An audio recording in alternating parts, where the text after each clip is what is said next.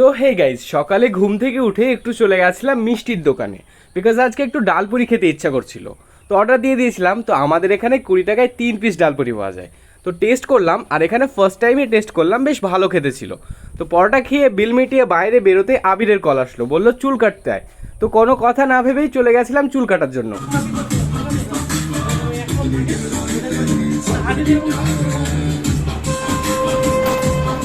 তো ফাইনালি আবিরের চুল কাটা ডান। চুল কাটার পর কেমন লাগছে, হিরো হিরো লাগছে না? কমেন্টসে তোমরাও লিখে দিও হিরো। তো যাই হোক, এবার চলে আসলো আমার বাড়ি, আমাকে চুল কাটতে বসতে হবে। তো আবিরকে বললাম একটু শ্যুট করে দিতে, তারপরে হিরো স্টাইলে বসে নিলাম।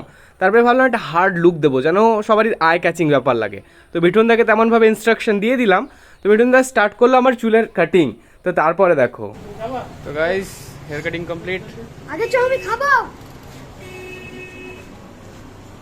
তো অ্যাট লাস্ট আমারও হেয়ার কাটিং কমপ্লিট। তো কেমন লাগছে, পুরো ছাপড়ি ছাপড়ি লাগছে? তো গাইজ কমেন্টসে জানিও ছাপড়ি হতে গেলে আর কি কি করা উচিত সেটাও আমাকে বলো। তো যাই হোক, আজকের জন্য এতটাই। দেখা হচ্ছে নেক্সট ভিডিওতে, ততক্ষণের জন্য টাটা বাই গাইজ।